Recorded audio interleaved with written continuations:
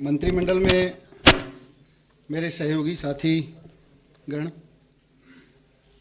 सरकार में सहयोगी साथीगण, अधिकारीगण, विधानसभा में मेरे सहयोगी साथीगण, हमारे विधायकगण, और इस पूरे कामकाज में जनता के साथ संवाद में, जनता से बातचीत में जो मेरा साथ देते हैं, जिनसे बात होती है, जिनके माध्यम से जनता से बात होती है, पत्रकार साथी, आप सभी को आज एक विशेष अवसर पर हम सब लोग यहाँ इकट्ठा हैं।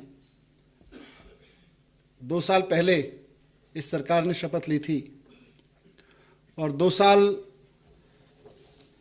काम करते हुए, एड़ियाँ रगड़ते हुए, लड़ते झगड़ते काफ़ी इम्पोर्टेंट रहे हैं, काफ़ी उपलब्धियों भरे रहे हैं। और मैं अपने चारों साथियों को सुन रहा था कि किस तरह से दिल्ली में जो काम हुए हैं, तीनों साथियों ने बताए, चीफ सेक्रेटरी साहब ने भी बोला।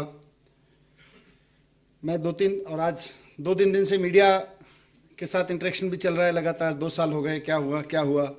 तो आमतौर पर इतना पीछे वाले शीशे में झांकने की मेरी थोड़ी आदत कम है। हमेशा मैं कोशिश करता हूं कि आगे बढ़ने के लिए बड़े वाले शीशे में देखता रहूं, पर कभी कभी पीछे वाले शीशे में देखने की ज़रूरत पड़ती है। और मैंने देखा पिछले 2 साल पे लुक बैक करते हुए, और उसको अगर एक लाइन में समराइज़ करूं तो बार बार यही लाइन परसों से बोल रहा हूं और ध्यान रहती है कि साल तो केवल 2 हुए हैं, काम लेकिन ढेरों हुए हैं। क्योंकि जितनी लिस्टिंग यहाँ हो रही थी, ये लिस्टिंग सिर्फ एक समय की सीमा के साथ है। सीएस साहब के साथ जिस पब्लिक प्लेटफॉर्म पे मैं बैठा हुआ था, वहाँ एक आइडिया आया था ये बुक पब्लिश करने का, और ये बुक आज पब्लिश होके आई है सबके सामने। तो ये रिलीज़ करने की बुक की बात नहीं है। ये इसमें जितने काम दिए गए हैं, ये पिछले 2 साल का रिपोर्ट कार्ड नहीं हो सकता। पिछले 2 साल में सरकार ने जितने काम किए हैं, वो सब इस बुक में नहीं आ सकते। इस बुक में तो केवल हाइलाइट्स आ सकती हैं। इस बुक में तो अधिकतर वो काम आ सकते हैं जिनका जिक्र हम करते रहे हैं या करते रहते हैं या करना चाहते हैं। और बहुत सारी ऐसी चीज़ें हैं जिनका जिक्र कर सकते हैं, करना चाहते हैं, लेकिन उन सबको इसमें शामिल नहीं किया जा सकता। आज हमारे लीडर माननीय मुख्यमंत्री जी अरविंद केजरीवाल जी यहाँ पे नहीं हैं, लेकिन इस बुक में उनका भी संदेश है। 2 लाइन उनके संदेश से मैं ज़रूर पढ़ के बोलना चाहूँगा कि on 14 February 2015, when we took oath to serve the people of Delhi, we had made it clear that our goal will be to honestly and tirelessly work for public welfare and complete dedication in a transparent manner. ये बहुत ज़रूरी है। मेरे सभी साथियों ने मंच पर बैठे हुए पिछले 2 साल के कामकाज के बारे में बात की। क्या किया, ये हुआ। मुझे लगता है उस सब के बीच में एक चीज़ है जो नहीं हुई की सूची में आती है, और वो बहुत ज़रूरी है। क्योंकि आम आदमी पार्टी, सिर्फ हम लोगों ने आम आदमी पार्टी बनाई, गवर्नमेंट में आए, सिर्फ इसलिए नहीं आए कि हम लोग सरकार में बैठ जाएंगे जाके, और कोई 200 स्कूल बना रहा होगा तो हम 500 स्कूल बना देंगे, कोई 2 लाख लोगों को राशन दे रहा होगा तो हम 2.5 लाख लोगों को राशन दे देंगे, कोई 100 किलोमीटर सड़क बना रहा होगा तो हम 150 किलोमीटर सड़क बना देंगे। ये सब तो करने के और भी तरीके थे, लेकिन हम आए एक वे ऑफ गवर्नेंस को बदलने के लिए, गवर्नेंस की प्रायोरिटीज को बदलने के लिए। दिल्ली की जनता ने जब ऐतिहासिक मैंडेट दिया, तो वो मैंडेट इस बात का प्रतीक था कि दिल्ली की जनता वाकई कोई बहुत बड़ा बदलाव चाहती है। अगर सिर्फ इतना चाहती होती कि जी 100 किलोमीटर वाले सड़कों वाले को हटा के 150 किलोमीटर सड़क बनाने वाले लोग आ जाओ, तो वो हमें 70 में से 40 सीट दे सकती थी, 45 सीट दे सकती थी। लेकिन जनता के मन में कुछ था, कुछ बड़ा ख्वाब है, बड़ा सपना देखा है जनता ने, और इसीलिए इतना बड़ा मैंडेट दिया। इसीलिए एक नई पार्टी को केवल सेकंड अटेम्प्ट में, पहले अटेम्प्ट में 28 सीटें देके भेजा और दूसरे अटेम्प्ट में मतलब देश में कभी ऐसा नहीं हुआ, उस तरह का मैंडेट देके भेजा। वो एक सपना है, वो सिर्फ गवर्नेंस नहीं है, वो जनता के सपने हैं। There is a big disconnect. आज मैं 2 साल के एक्सपीरियंस के आधार पर कह सकता हूं, और मैं बहुत लिस्टिंग नहीं करना चाहूंगा क्योंकि मेरे साथियों ने बहुत सारी बातें रख दी हैं और कई सारी चीज़ें लिस्ट बाय लिस्ट सारे इंटरव्यूज़ में छप चुकी हैं, सारे इस बुकलेट में हैं। मैं खुद मैनिफेस्टो ट्रैकर रखता हूं अपने मोबाइल पे एक। मैं रोज़ सुबह उठ के देख लेता हूं वो ट्रैकर कहाँ तक पहुंचा, रोज़ शाम को जाते हुए देख लेता हूं वो ट्रैकर कहाँ तक पहुंचा। पर वो एक जो बड़ा सपना है, वो सपना इंपॉर्टेंट है। लोगों ने हमको लेके 4 लड़के जाके जंतर मंतर पे खड़े हुए, वो 4000 हो गए। 4000 लोग थोड़े दिन लड़ते रहे, आंदोलन बन गया। वो आंदोलन इतना पावरफुल बन गया कि देश की संसद को क्रिसमस की छुट्टियां कैंसिल करके सैटरडे संडे के दिन रात को 12 बजे तक मीटिंग बुलानी पड़ी। लोकतंत्र में किसी आंदोलन की पावर इससे ज्यादा नहीं हो सकती है डेमोक्रेसी में। उससे आगे का रास्ता फिर इलेक्टेड गवर्नेंस के रास्ते चल सकता है। आप किसी इलेक्टेड गवर्नमेंट को, किसी संसद जैसी सबसे पवित्र, सबसे मजबूत संस्था को सैटरडे संडे की क्रिसमस के दौरान छुट्टियां कैंसिल करके बैठक बुलाने पे मजबूर कर दें, आंदोलन का इससे बड़ा दबाव नहीं हो सकता। लेकिन उस संसद में बैठ के लोग वो बिल पास करेंगे जिसके लिए लोग जंतर मंतर पे बैठे हुए थे, या उस बिल को फाड़ के चुटकुले सुनाएंगे, आप उसके लिए मजबूर नहीं कर सकते। इसलिए लोगों ने आम आदमी पार्टी को बनाया। ये पार्टी अरविंद केजरीवाल की पार्टी नहीं है, ये पार्टी मनीष सिसोदिया की पार्टी नहीं है। ये सरकार, हमारी सरकार, 2 लोग 3 लोग 10 मंत्री बैठे हैं यहाँ पे, हमारी सरकार नहीं है। ये आम लोगों की उम्मीद की सरकार है। और क्या उम्मीद है लोगों की? वो जो डिस्कनेक्ट है डेमोक्रेसी में गवर्नमेंट का और सरकार का। अब सरकार जब हम कहते हैं तो सब शामिल है उसमें, इलेक्टेड भी शामिल है, सिलेक्टेड भी शामिल है। वो डिस्कनेक्ट टूट गया है। क्या डिस्कनेक्ट है उसकी एक मैं छोटी सी बानगी इस फोरम के सामने रखना चाहता हूं, क्योंकि बहुत सारे ऑफिसर्स बैठे हुए हैं, हमारे एमएलएस बैठे हुए हैं, मीडिया के लोग बैठे हुए हैं। डिस्कनेक्ट यह है कि जब हम अपने घर में अपनी जिंदगी जीते हैं तो हमारे जीने का, हमारे प्लानिंग करने का, हमारे सोचने का स्टाइल अलग होता है, हमारी प्रायोरिटीज तय करने का स्टाइल अलग होता है। जब हम गवर्नमेंट में आके बैठ जाते हैं तो हमारे जीने का, हमारे काम करने का, हमारी प्रायोरिटीज तय करने का स्टाइल अलग होता है। वो बहुत बड़ा डिस्कनेक्ट है। डिस्कनेक्ट यह है कि जब मैं एक किसी प्राइवेट कंपनी में नौकरी करते हुए या कोई दुकान चलाते हुए, किसी इवन सरकारी ऑफिसर बैठे हैं, हम लोगों को भी तनख्वाह मिलती है, पत्रकारों को भी मिलती है। हम सब लोग अपनी सैलरी, अपनी कमाई, अपनी बिजनेस की अर्निंग के दम पर महीने का बजट बनाने बैठते हैं, साल का प्लानिंग करने बैठते हैं। तो हमारी प्लानिंग में सबसे पहले क्या आता है? हमारी प्लानिंग में अगर हमारे घर में कोई बच्चा है तो सबसे पहले आता है कि इसकी एजुकेशन के लिए क्या व्यवस्था करनी है। लेकिन जब हम सरकार में बजट बनाने बैठते हैं तो हमारे यहां हमारी प्लानिंग में सबसे पहले आता है बड़ा इंफ्रास्ट्रक्चर, पुल कितने बना देने हैं। जरूरी है, दोनों चीजें जरूरी हैं। लेकिन मैं कह रहा हूं कि जिंदगी की जब प्रायोरिटी तय कर रहे होते हैं तो तय कर रहे होते हैं कि मेरे बच्चे की पढ़ाई पे कितना पैसा खर्च होना है, पहले उसको सेट असाइड करो, मकान की छत बाद में रिपेयर करा लेंगे। मेरे पिताजी की बीमारी पे जितना पैसा खर्च होना है अगले 1 साल में, मे भी उनको डायलिसिस की जरूरत है, मे भी उनको कोई हार्ट ट्रांसप्लांट की जरूरत है, किसी भी तरह की मेरे बच्चे को कोई बीमारी है, मेरी वाइफ को कोई बीमारी है, मेरे भाई को कोई बीमारी है, उस पर कितना पैसा खर्च होना है वो हम घर में तय करते हैं सबसे पहले। उसके बाद हम सोचते हैं कि अच्छा चलो उसके बाद अगर पैसा बच गया तो इस बार एक फैमिली ट्रिप पहाड़ों पे कर लेंगे। सेकंड प्रायोरिटी है। First priority education, first priority health. हम घर की दीवारें ऊंची नहीं कराते, हम घर में एक कमरा ऐड नहीं कराते हैं तब तक जब तक कि हम इन दोनों प्रायोरिटीज को सेट नहीं कर लेते हैं। लेकिन गवर्नमेंट में हमारी प्रायोरिटीज ये रही नहीं। कोई कहने के लिए कुछ भी कह सकता है, किताबों में बहुत कुछ लिखा हुआ है, हमारे सरकारी डॉक्यूमेंट्स में बहुत कुछ लिखा होता है, लेकिन जो हकीकत है वो समाज में है। समाज में सरकारी स्कूलों की हालत देख लीजिए, गवर्नमेंट स्कूल की कॉस्टिंग एंड फंक्शनिंग देख लीजिए, समाज के आम लोगों से बात करके देख लीजिए। उनकी जिंदगी की सबसे बड़ी चिंता, अगर किसी के घर में कोई बच्चा है, किसी के घर में कोई बीमार है, तो उनकी जिंदगी की सबसे बड़ी चिंता वहां खड़ी हुई है और कहीं नहीं खड़ी हुई। और हम सरकार की चिंताओं में उसको पीछे लेके चलते हैं। तो वो जो डिस्कनेक्ट था, लोगों का सपना था कि एक सरकार आएगी जो हमारे उस डिस्कनेक्ट को पूरा करेगी।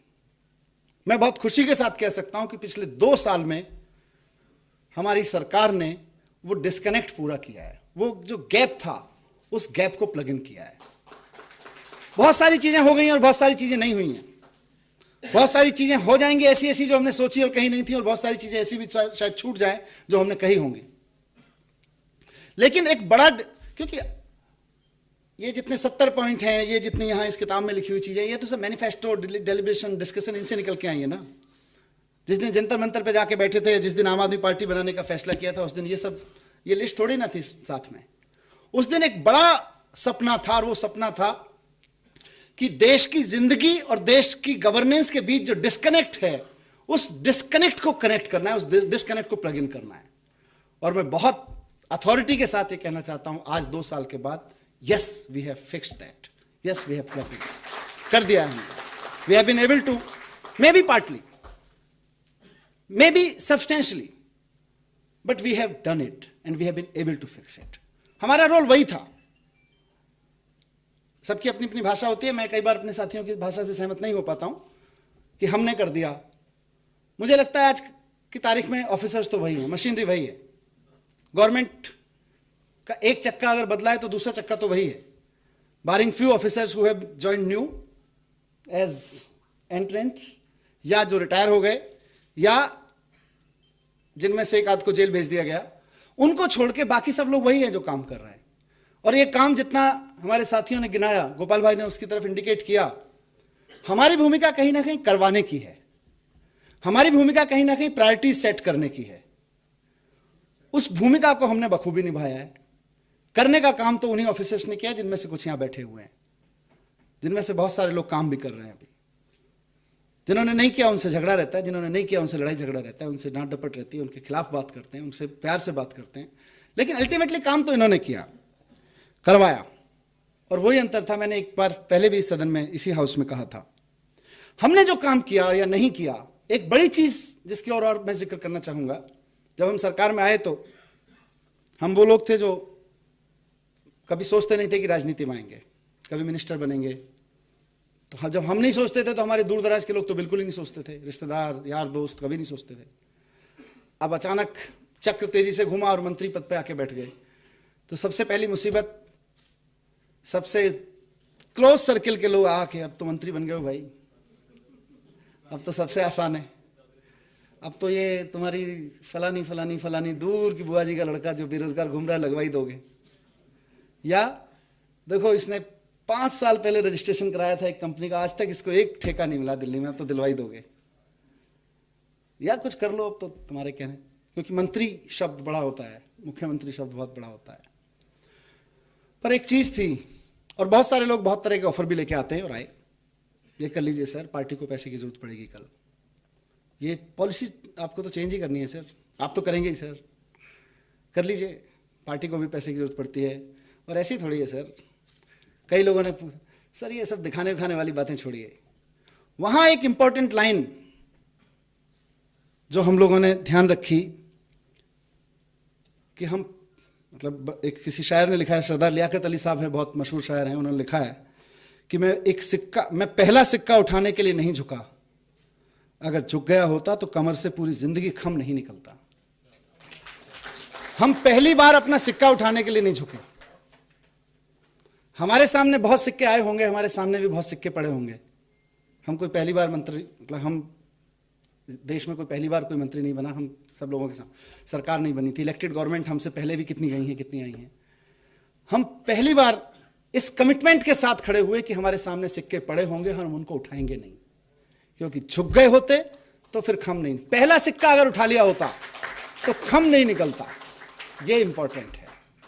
और जिसने उठाया था वो आज यहां कुर्सी पे नहीं है, जिसने उठाया इस कमिटमेंट के साथ खड़े हुए थे। इस 2 साल के उपलब्धियों में अगर ये सारी उपलब्धियां हैं जो डेवलपमेंट किया, जो सत्येंद्र भाई बता रहे थे कि 1.5 घंटे का रास्ता आज 20 मिनट में हो जाता है, बड़ा सपना है कि आप 15 मिनट में आनंद विहार से या वजीराबाद से एयरपोर्ट जा सकें, ये सब बहुत बड़े बड़े सपने हैं। लेकिन उससे बड़ा सपना यह है कि देश में क्या हम एक ऐसी सरकार देख सकते हैं, ऐसी जिसके बारे में लोग आंख बंद करके कह सके कि नहीं साहब, इसके मंत्री पैसे नहीं लेते होंगे। जो जानते हैं वो तो कह देंगे, लेकिन दूर दराज तक बैठा हुआ आदमी खड़े होकर कह सके यार कुछ भी हो, लड़ते हैं, झगड़ते हैं, काम करने का ये स्टाइल है, वो स्टाइल है, लेकिन कुछ भी हो, ये ऐसी सरकार है जिसके मंत्री पैसे नहीं ले सकते। वो काम हमने 2 साल में करके दिखाया है कि आज देश भर में इस बात की चर्चा है कि दिल्ली में एक ऐसी सरकार चल रही है कि जिसके मंत्री पैसे नहीं लेते हैं, जिसके मंत्रियों के यहाँ से निकलने वाली फाइल्स में 50 प्रोसीजरल कमी हो सकती हैं। उनके लिए आप शुंगलू कमेटी बिठा लीजिए, एलजी कमेटी बिठा लीजिए, सुप्रीम कोर्ट में ले जाइए, सीबीआई में ले जाइए, देश की सारी एजेंसीज को छोड़ दीजिए उसके पीछे। लेकिन हम चुनौती देके कह सकते हैं कि वो कमियां प्रोसीजरल हो सकती हैं, फाइनेंशियल इंटेंशन की कमियां कभी नहीं हो सकती हैं। हम चुनौती के साथ कह सकते हैं, और किसी सरकार के लिए बहुत बड़ी उपलब्धि है 2 साल में। शुरू में लोग कहते थे अभी तो शुरुआत है, अभी तो इब्तिदाए इश्क है, आगे आगे देखिए होता है क्या। लोग कहते थे अभी तो शुरुआत है, देखते हैं। तो वो हम कामयाब हुए हैं इसको करने में।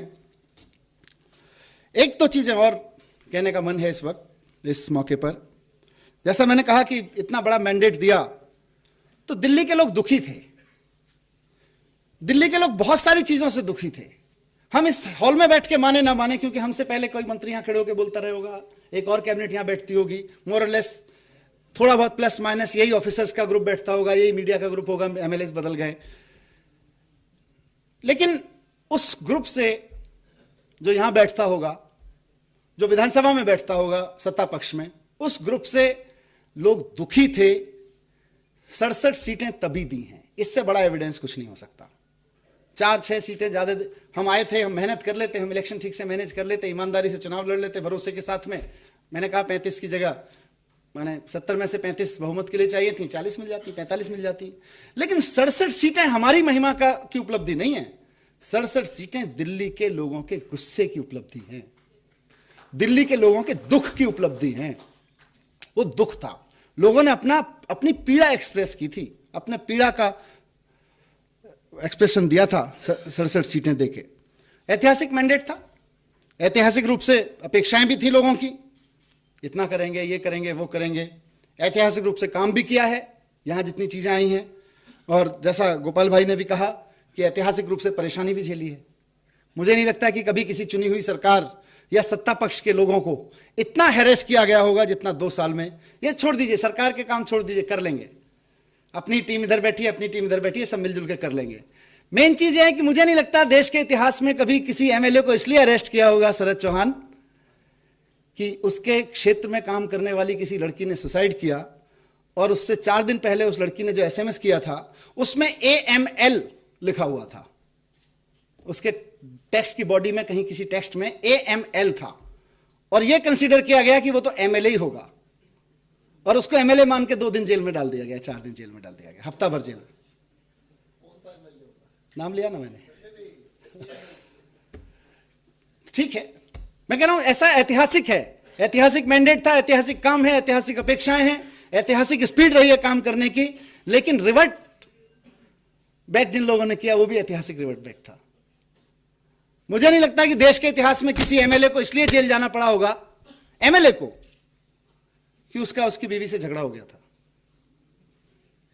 मुझे तो नहीं याद है किसी का। बहुत सारे, मैं उस दिशा में नहीं जाता, और मुझे नहीं लगता, लेकिन अंत भला तो सब भला, मुझे नहीं लगता कि दिल्ली पुलिस को या सेंट्रल अथॉरिटीज को, including Delhi police and CBI and all, कभी कोर्ट से इतनी बुरी भली सुनी पड़ी होगी किसी पॉलिटिकल ग्रुप के ऊपर एक्शन लेने के लिए जितनी हमारे मामले में सुननी पड़ी है। आज 19 केस में से 13 केस में कोर्ट के जजमेंट जो आए हैं उसमें ऑब्जर्वेशंस इतने स्ट्रांग लिखे गए हैं। मुझे नहीं लगता कि दिल्ली पुलिस को कभी एमएलएस पे हाथ डालने के लिए, देश की किसी पुलिस अथॉरिटी को कभी एमएलएस के ऊपर, किसी पॉलिटिकल एग्जीक्यूटिव के ऊपर हाथ डालने के लिए कभी इतनी खरी खोटी सुननी पड़ी होगी जितना दिल्ली पुलिस को सुननी पड़ी है। ऑन रिकॉर्ड, हवा में नहीं बोल रहा हूं, ऑब्जर्वेशंस की बात नहीं कर रहा हूं, रिकॉर्ड लिखे, जजमेंट्स में लिखा हुआ है। सो वो सब भी चल रहा है। मैं एक चीज और कहूंगा, गोपाल भाई ने उसका जिक्र किया कि ये सरकार जितना मैंडेट में लिखा, जितना 70 पॉइंट में मैनिफेस्टो में लिखा, उस पर काम कर रही है, लेकिन साथ साथ इनोवेटिव तरीके से काम करने, क्योंकि सपने सिर्फ एक ढले ढलाए बंधे बंधे ट्रैक पे चल के पूरे नहीं होते हैं। सपने तो सब देखते हैं, सपने उन लोगों के पूरे होते हैं जो आउट ऑफ द बॉक्स जाने की हिम्मत रखते हैं, आउट ऑफ द ट्रैक काम करने की हिम्मत रखते हैं। और बहुत सारे ऐसे काम हैं जो ऑर्डिनेंस से लेके बहुत चर्चा हुई यार, नहीं होगा, होगा, जनता नाराज हो जाएगी, फॉलो होगा, नहीं होगा, हुआ ना। आज गवर्नमेंट स्कूल्स में, प्राइवेट स्कूल्स में, ट्रांसपोर्ट में, बाकी सब चीज़ों में जितने काम हो रहे हैं, आज हम बड़े सपने के साथ खड़े होकर कह सकते हैं कि जल्दी कपिल मिश्रा ने जो अनाउंस किया कि जल्द ही दिल्ली दुनिया के उन शहरों में होगा, भले ही इस महीने से दिल्ली की कुछ कॉलोनीज होंगी, लेकिन जल्द ही दिल्ली दुनिया के उन शहरों में होगा जहां की गवर्नमेंट पूरी अथॉरिटी के साथ डिक्लेयर करके, चुनौती देके कहती है कि हमारी पाइपलाइंस में पीने का पानी आता है, आप टंकी खोल के, टोंटी खोल के उसको पी सकते हैं और दुनिया की जिस लैब में चाहे उसको टेस्ट करा सकते हैं। ये सपना है, ये सपना है जो दिल्ली के लिए लागू करना है, ये सपना है जो दिल्ली के लिए सच करना है।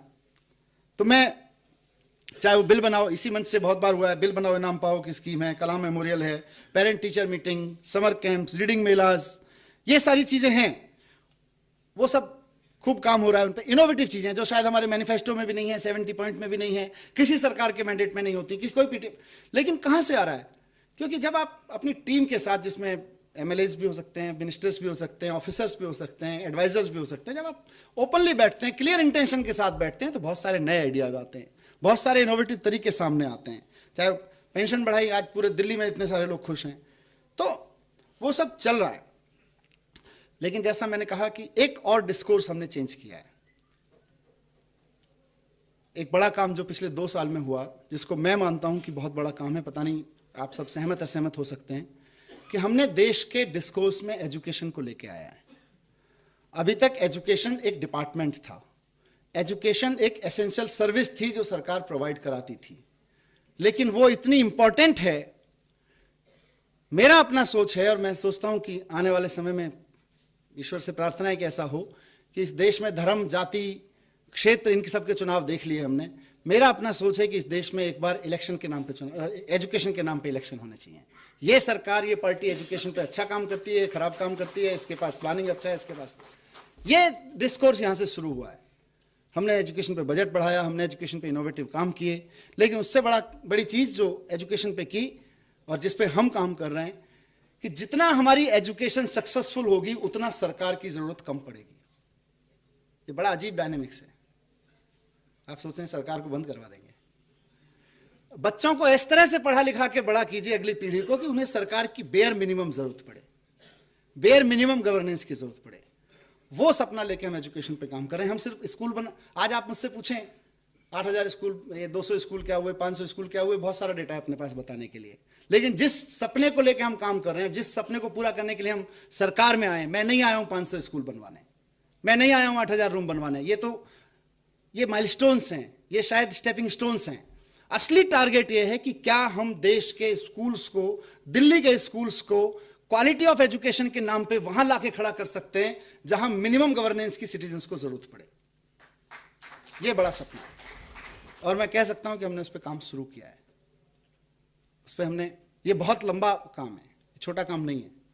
पर एजुकेशन का ट्रैकर ये मत, आपका ट्रैकर है, पत्रकारों का ट्रैकर हो सकता है, ऑफिसर्स का चेकलिस्ट वीकली हो सकती है, मेरी वीकली रिपोर्ट में आ सकती हैं चीजें, लेकिन बड़ा सपना एजुकेशन को लेके है कि हमको एजुकेशन की क्वालिटी को वहां लाके खड़ा करना है कि जितना आउटपुट एजुकेशन के इंस्टीट्यूशन से बाहर निकले उसको फिर क्राइम रोकने के लिए पुलिस की जरूरत ना पड़े, उसके लिए ट्रैफिक पुलिस की जरूरत ना पड़े रेड लाइट पे रोकने के लिए, वो खुद इतना अनुशासित हो, उसके जीवन में अपना इतना अनुशासन। और मैं वैल्यू एजुकेशन की बात नहीं कर रहा हूं, मैं रेगुलेटेड लाइफ की बात कर रहा हूं, मैं एक सेल्फ गवर्न लाइफ की बात कर रहा हूं। तो वो मुझे लगता है कि हम सब लोग कर पाएंगे। अंत में समराइज करते हुए मैं कहूंगा कि देखिए, लोग सरकार से 2-4 उम्मीद रखते हैं कि सरकार हमारे पढ़ने की व्यवस्था कर दे, सरकार हमारे स्वस्थ रहने की व्यवस्था कर दे, हम कोई मेहनत से घर बनाए तो घर कोई लूटे ना, टूटे तो कहीं बीच में मदद आ जाए, कोई हारी बीमारी हो, कोई आपदा आए तो सरकार उस वक्त हमारे साथ खड़ी हो। उन सब में हम सरकार के रूप में साथ खड़े हुए हैं, आगे बढ़ेंगे। कुछ प्रोजेक्ट हैं, चाहे, क्योंकि मैं यहाँ नहीं बोलूँगा तो लोग कहेंगे आपने जिक्र नहीं किया, अगले दिन अखबार वाले यही छापेंगे, देखो मनीष सिसोदिया ने बोला, 20 मिनट बोला, एक बार भी वाईफाई का जिक्र नहीं किया। इसलिए मैं बोल देता हूँ क्या है ना, न्यूज रूम का एक्सपीरियंस है, काम आता है। 12 साल वही काम किया जो ये करते हैं जाके। तो देखिए क्या है, वाईफाई एक कि मुझे पता है, जैसे मैंने कहा, मैं अंत में तो कई लोग कैमरा लेके चलने लगे बाहर कि वाईफाई पूछेंगे, मैंने कहा यही बता देता हूं। वाईफाई ऐसी चीज है जो देश में अभी कहीं नहीं हुई। एयरपोर्ट्स पे हो जाती है, कोई स्कूल में कर ले, ऑफिस में कर ले, लेकिन किसी सिटी में देश के नहीं है। दुनिया के बहुत कम शहरों में वाईफाई जनता को फ्री उपलब्ध है, जनता को फ्री उपलब्ध, फ्री सेवाएं के रूप में उपलब्ध है, दुनिया के बहुत कम शहरों में। दिल्ली सरकार का इसको लेके एक सपना था, 2 साल में इस पे काम किया है और पूरे कमिटमेंट के साथ किया है। उसमें हर्डल्स रही हैं। ऑफ कोर्स जो लोग ये चाहेंगे कि दिल्ली की ये इलेक्टेड गवर्नमेंट सफल ना हो, वो उनके एजेंडे में है कि वो वाईफाई ना लगने दें, और हमारे एजेंडे में है कि हम वाईफाई करके रहेंगे। उस पर काम चल रहा है, क्योंकि बहुत बड़ा काम है, बहुत इनोवेटिव काम है। दिल्ली ज्योग्राफिकली बहुत छोटा है, लेकिन पॉपुलेशन वाइज और अवेयरनेस ऑफ सिटीजन इतनी वाइज बहुत बड़ा शहर है। यहाँ के लिए वाईफाई का प्रोजेक्ट लगाना एक बड़ा काम है, उस पर काम चल रहा है। दुनिया के बहुत सारे मॉडल्स को स्टडी करके एक कुछ आइडियाज पे जीरो इन किया है। उस जीरो इन किए गए आइडियाज को लेके अब कंसल्टेंट, और कंसल्टेंट से फिर कॉन्ट्रैक्ट, उन सब की तरफ हम लोग बढ़ रहे हैं। पर ये 5 साल केजरीवाल का वादा था, वो 2 साल केजरीवाल का वादा नहीं था, ये ध्यान रखिएगा अपना सवाल पूछने से पहले। यही बसेस की बात है, बस में भी यही चीज़ है। और बहुत सारे जो इन्होंने, सत्येंद्र जी ने, गोपाल भाई ने, बाकी कपिल जी ने, इन्होंने सबने आगे प्रोजेक्ट अनाउंस किए, वो सब हम करेंगे, करके दिखाएंगे। लेकिन सबसे बड़ी चीज़ है कि दिल्ली की जनता का भरोसा, दिल्ली के लोग आज भरोसा कर रहे हैं कि 2 साल पहले, और कौन लोग हैं वो, 16 लाख स्कूल के, गवर्नमेंट स्कूल के पेरेंट्स हैं, 10 लाख प्राइवेट स्कूल के पेरेंट्स हैं, जिनको ये पता चल रहा है कि 2 साल से इस सरकार ने फीस नहीं बढ़ने दी प्राइवेट स्कूल्स में जो सरकारी लैंड पे बने हुए हैं। वो पेरेंट्स हैं, वो पेरेंट्स हैं। 12 लाख लोग हैं जिनके घरों में 0 पानी का बिल जा रहा है। वो 34 लाख लोग हैं जिनके घरों में बिजली के बिल आधे जा रहे हैं, पिछले 2 साल पहले से हर महीने आधे जा रहे हैं। और उसके अलावा वो लोग हैं जो डे टू डे गवर्नेंस में कहीं ना कहीं किसी भी दफ्तर में जाते थे, वहाँ दफ्तर में ऑफिसर से मिलने से पहले दलाल से मुलाकात होती थी, दलाल से पहले कोई और गली के मोहल्ले के लोग दलाल मिल जाते थे। वो सब लोग हैं जिनको ये पता चल गया कि भाई अब इसकी ज़रूरत नहीं है, आप दफ्तरों में सीधे भी जा सकते हो, और बहुत सारी चीज़ें ऑनलाइन हो रही हैं, एक विजन के साथ हो रही हैं। तो ये सब लोग भरोसा कर रहे हैं। 2-4 लोग जो नंबर देते रहे, उनका काम है अपने नंबर गिने कि हमारे नंबर गिने, ये उनकी किस्मत है। Thank you very much.